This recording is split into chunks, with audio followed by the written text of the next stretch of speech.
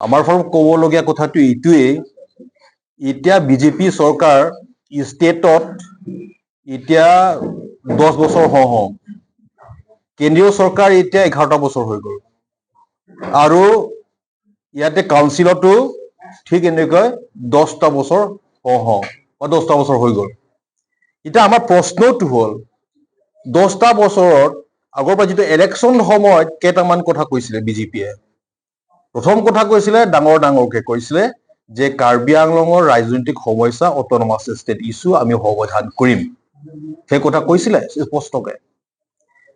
আৰু ইয়াত ইলেকশ্যন সময়ত আহি পেলাই কৈছিলে হিমন্ত বিশ্ব শৰ্মাই ইয়াত SIU বুলি আছে, SIU ষ্টাফ ইনস্পেকশ্যন ইউনিট, এইটো প্ৰব্লেম আছে, সেইকাৰণে সেইটো আমি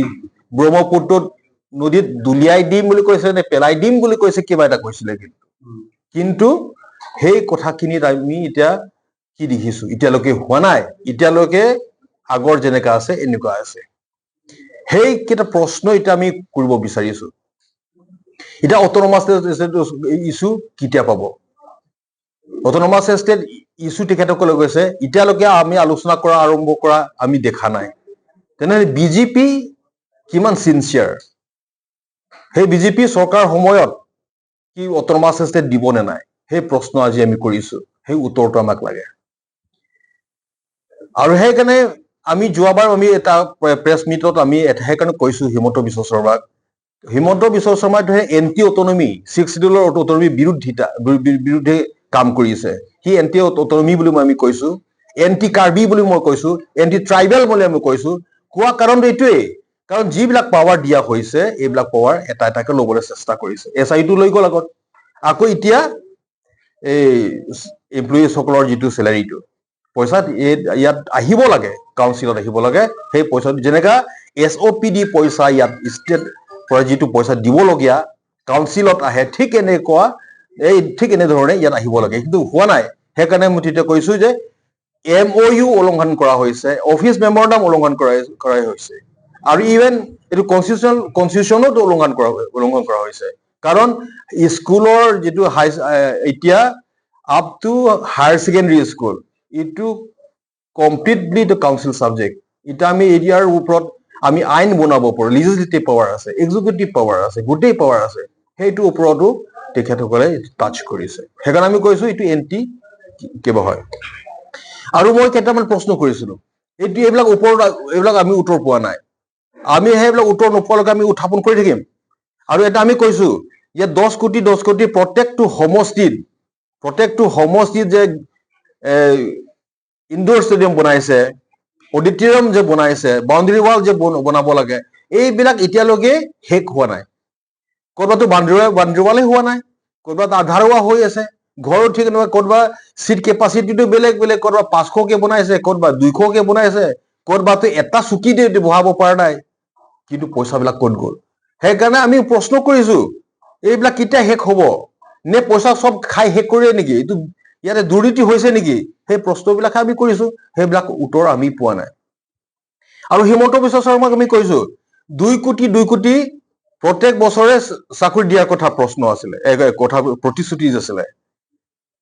আৰু মই এইটো ক'ব বিচাৰিছো, হিমন্ত বিশ্ব শৰ্মা যদি কাৰ্বি আংলং ৰাইজক ইমান যদি মৰম কৰে, কাৰ্বিসকলক বা ডিমাচাসকলক বা ট্ৰাইবেলসকলক ইমান যদি মৰম কৰে, তেনেহ'লে আপুনি চাওক অসম চৰকাৰৰ এমপ্লয়িজ এপ্ৰক্সিমেটলি গভৰ্ণমেণ্ট চাৰ্ভিচ 5 লাখকে আছে, 5 লাখ। ইয়াৰ পৰা 5% বুলি ক'লে কিমান হ'ব? 25 লাখ। এই 25,000 5 লাখ পৰা যদি 5% কে হয়, তেনেহ'লে 25,000। কাৰ্বি ডিমাচা ট্ৰাইবেল সকলৰ ৰাইট অধিকাৰ 5%। আমি 25,000কে আমি চাকৰি পাব লাগিছিল। এই বেকলগটো আপুনি ফুলফিল কৰকচোন, চাকৰি দিয়কচোন, বেকলগ ফুলফিল কৰকচোন, আপুনি নতুন এপইণ্টমেণ্ট দিয়কচোন, 10,000 মান চাকৰি দিয়কচোন। কাৰ্বি ডিমাচা গোটেই আনএমপ্লয়ড যুথ সমস্যাটো সমাধান হৈ যাব, ট্ৰাইবেল সকলৰ সমস্যা সমাধান হৈ যাব। জগতংটি ক'লেও কোনেও নামানিব, এতিয়া ইমান চাকৰি দিলো ভাল বুলি ক'ব। সেইকাৰণে এনেই ওপৰৰ পৰা দেখায়, আচলতে কাৰ্বিসকলক মৰম নকৰে, ডিমাচাসকলক মৰম নকৰে। সেইটো এন্টি ট্ৰাইবেল হয়, এন্টি কাৰ্বি, এন্টি ডিমাচা হয়। আৰু কওকচোন এতিয়া বহুত বহুত ডাঙৰ ডাঙৰ উঠে 10 crore হিচাপ কৰকচোন টোটেল কৰিলে কিবা 260 crore সেই 260 crore এইটো ভালকে এতিয়া কমপ্লিট কৰা নাই ঠিক এনেধৰণে কিবা কিবি স্কিম ল'ব পাৰে দাবী কৰি আছে কিন্তু আমি কৈছো হিমন্ত বিশ্ব শৰ্মা যদি কাৰ্বি আংলংতো ভাই নদ নদী বহুত আছে ডাঙৰ ডাঙৰ নদীবিলাক আছে এইটো ডেম ভালকে বান্ধি পেলাই যদি খেতি পথাৰত খেতিয়কসকলৰ কাৰণে ইৰিগেশ্যন ফেচিলিটিজটো দিয়কচোন ইমান হাজাৰ পৰিয়ালৰ মাটিখিনিত আমি ইৰিগেশ্যন ফেচিলিটিজ আমি দিলো বুলি ক'বলৈ চাইতে সাহস আছে নেকি কোনো উদাহৰণ আছে নেকি কাৰ্বি আংলঙত বা ডিমা হাছাওত এইবিলাক কাম কৰিলে আমি খেতিয়কসকলৰ কাৰণে সঁচা দেই বিজেপি চৰকাৰে কিবা এটা কৰিছে এইটো আমি কৰা দেখা নাই এগ্ৰিকালচাৰৰ পৰা কি কৰি আছে একো নাই জিৰ' আৰু ইৰিগেশ্যনৰ পৰা কি কৰি আছে না আমি একো দেখি পোৱা নাই ৰাইজে গম পোৱাকে ৰাইজে দেখাকে এনেকুৱা ডাঙৰ ডাঙৰ স্কিম যদি ললে হয় আমি কলো হয় বিজেপি চৰকাৰ কিবা এটা কৰিছে কিন্তু আমি এইবিলাক দেখা নাই সেইকাৰণে আমি কৈছো বিজেপি চৰকাৰ এটা ফেইল চৰকাৰ ৰাইজৰ কাৰণে ৰাইজৰ হকে কাম কৰা নাই আৰু এইবিলাক যে UPDSৰ টক্সৰ এগ্ৰিমেণ্টৰ পইচা অহা আৰু বাকীবিলাকে UPDSৰ কিবা নহয় কেনেলেপ আৰু 6টা সংগঠনৰ পৰা যিটো পইচা অহা এইবিলাক স্কিম যেতিয়া ইয়াত লৈছে সেই সময়ত কাৰ্বি আংলঙতো বহুত সৰু সুৰা কন্ট্ৰেক্টৰ বহুত আছে তেখেতসকলৰ কাৰণে কিবা সুবিধা দিছে নেকি 1 কোটি কৰিব পৰা কন্ট্ৰেক্টৰ বহুত আছে 2 কোটি 5 কোটি লৈকে কৰিব পৰা কন্ট্ৰেক্টৰ খিনি আছে ইয়াতে আৰু কোনোবা 5 লাখ 10 লাখ এইবিলাক কন্ট্ৰেক্টৰ আছে কৰিব পৰা কন্ট্ৰেক্টৰ আছে এইবিলাকক সুবিধা দিছে নেকি কোনোবা নাই দিয়া কতো আমি এনেধৰণৰ কৰা আমি দেখা নাই গোটেই পইচা বিলাক যিবিলাক আছে এইটো ডাঙৰ ডাঙৰ কন্ট্ৰেক্টৰ বিলাক আহি ক'ত বা বাহিৰৰ পৰা আহি গোটেই কাম বিলাক কৰিছে আৰু যি প্ৰফিট বিলাক আছে কিন্তু লৈ গ'ল আৰু যিবিলাক কাম ইয়াত দেখিছো এই কোৱালিটিৰ ওপৰত আমি কোনো মানে সন্তুষ্ট নহয় এটা ৰাস্তা বনাব এইটো 5 বছৰো নাযায় এবছৰ এটা বছৰো নাযায় এনেকা উদাহৰণ বহুত আছে প্ৰত্যেকটো ৰাস্তা আপোনালোকে চাব এটাই মানে ৰাস্তা ভালকে বনোৱা আমি দেখা নাই সেইকাৰণে আমি কৈছো বিজেপি পাৰ্টি এন্টি পিপুল হয় এন্টি পিপুল চৰকাৰ কাৰ্বি আংলং জনসাধাৰণৰ কাৰণে এইটো চৰকাৰ নহয় ভালৰ কাৰণে এছ এ হ'ল কেৱল কাৰ্বি আংলং বুলি নহয় ডিমা হাছাও বুলি নহয় এছ এ হ'ল আমি ঠিক এনেদৰে আমি দেখা পাইছো হয় This also is Italian house, itu Italian ঘৰ হয় আৰু এতিয়া মানুহে হাজিৰা কৰিলে মিস্ত্ৰী স্কিল লেবাৰ লগালে 1000 টকা 2000 টকা হয় হাজিৰা এই ঘৰটো ভাঙাবলৈ কিমান লাগিব এইটো 2 story ঘৰ নে কিমান হয় 2 story নে 1 story ঘৰ হয় সেইটো হয় ইয়াৰ পিছত ইটা যে বনাই আছে আমি নাজানো এইটো আমিতো চমাংখুৰ কৈছে আমিতো এতিয়া টেকনিক্যাল মানুহ নহয় সিহঁতি জানে যে কৈ দিয়ক না কাৰ্বি আংলং ৰাইজক কিমান গৈছে পুৰণা ঘৰটো ভাঙিবলৈ আৰু তাত ঘৰ বনাবলৈ কিমান গৈছে সেইটোৱে আমি সুধিছিলো এইটো আমি নহয় লোকে জনাই দিয়াৰ কাৰণে আৰু সিহঁতি ধনচুৰি ৰিজাৰ্ভৰ কথাটো কৈ আছে এনে আমাক ব্লেম কৰি আছে বুলি কৈছে আমি ইয়াত ডিটেইলছ ডকুমেণ্ট আছে এইটো বৰ্ডাৰ এৰিয়া হয়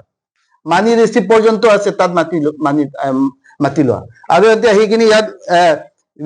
without any document আহি কিনি কিছুমান কথা ক'ব নালাগে দিছে বুলি কৈ দিয়ক নাগাক আমি গাঁও খুলিব দিছো বুলি কৈছে জজ মিলিগে অলৰেডি কৈছে অমৰ সিং টিছুৱে তাত গৈ কিনি অলৰেডি তুলিৰামৰ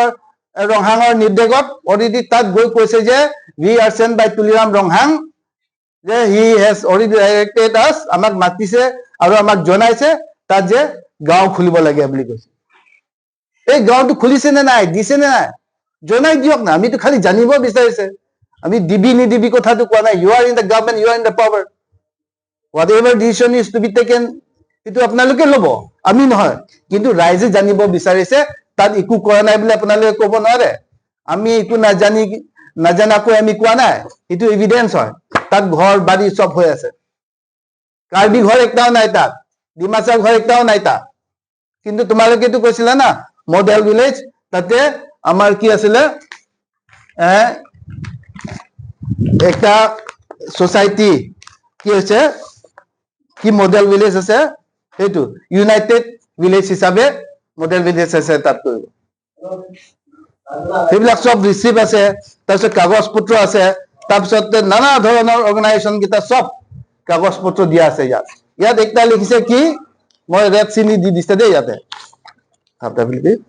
ইয়াত কৈছে কি R Dimasa tribal village welfare society দেই সিহঁতি কৈছে কি Karbi Anglong Thomas Council backed by Sri Tuliram Ronghang, the present DGP Chief Executive Member of Karbi Anglong District Council Difu. He backing up he আছে আমি মাত্ৰ জানিব খুজিছো তুলিৰাম ৰংহাঙৰ পৰা আৰু তাৰ যিটো প্ৰেছ বিদত বহিছে একেলগে জানে নে নাজানে জৰ্জ মিলিক আৰু অমৰ টিছৰ কিটা তাত গৈ যে কি প্ৰতিশ্ৰুতি দিয়াইছিল ইয়াতে অলৰেডি কৈছে যে it is back by Tuliram Ronghang reserve area হয় that is Dhansi Reserve is already 100 years old 100 বছৰ already complete হৈছে এটো সেন্ট্ৰাল ৰিজাৰ্ভ হিচাপে থাকিব আৰু সেই ৰিজাৰ্ভত যে কেনেকা গাঁও খুলিব পাইছে আমি ইটোই জানিব খুজিছো তুলিৰাম ৰংহাং আজি যিমান এনভাইৰনমেন্টৰ কথা ইমান গছ লগাইছে বুলি ক'লে এটো আমি বিশ্বাস নকৰো কাৰণ এক সাইডৰ পৰা গছ কাটি আছে ৰাস্তা পদূলিয়ে গছ কাটি আছে কাউন্সিলে ৰেভিনিউ পাইছে না এটো কোনে জানে আৰু একটা কথা দায়িত্ব ডাঙৰ কথাটো একটা বহুত ইয়াত ফেমাস হৈছিল জবছ ক্ষেত্ৰ জব দিম বুলি কৈছে না এটা নেপিয়াৰ খেতি কৰিলে কিমান 400 নে কিমান জব দিম বুলি কৈছে 400 জব আৰু ইয়াত মেডিকেল কলেজ আছে সজং আমাৰ কাৰ্বি আংলঙৰ ইয়াতে in the heart of Diphu town হেতু মেডিকেল কলেজ আছে চাকৰি লাগে নে মেডিকেল কলেজ লাগে বুলি ডক্টৰ হিমন্ত বিশ্ব শৰ্মাই কৈছে তাত পৰা আমাৰ মানুহ চাকৰি পাব নি আমাৰ মডেল কলেজ আছে মডেল স্কুল কেইটা আছে তাত আমাৰ মানুহ কেইটা ৰেগুলাৰ চাকৰি পাইছে নি আমাৰ যিটো আমাৰ কাৰ্বি আংলঙত এতিয়া যিমান প্ৰাইমেৰী স্কুল আছে আমাৰ কাৰ্বি আংলং থমাস কাউন্সিলে চাকৰি দিব পাৰিছে নি সেই কিটা আগত এডজাস্ট কৰক আৰু এই যিটো প্ৰতিশ্ৰুতি দিছিলে আমাক হিতু নেপিয়াৰ খেতি নকৰি ৰিলায়েন্সক নিদিলেও তো যিটো বিজেপিয়ে প্ৰতিশ্ৰুতি দিছিলে 2014 ত পাৱাৰ আহিবৰ কাৰণে এই 2 কোটি চাকৰিটো দিয়ক না সেই কিটা আমি প্ৰশ্ন কৰিছে সেইবিলাক আপোনালোকে উত্তৰ দিয়ক স্পোক পাৰ্সন কেইটা এনে লাংফাং কথা কেইটা আপোনালোকে কৈ নাথাকিব আৰু ফৰেষ্টত মৰ্নিং টিপিআই কৈছে that morning TPI কৈছে যে some big shot are involved ডাঙৰ মাছ বৰালি মাছ কিটা আছে বুলি কৈছে এই বিগ শট কিটা কোন হয় আজি তুলিৰাম ৰংহাং নিজে ফৰেষ্ট ইনচাৰ্জ হয় উলাই দিয়া নাই কিয়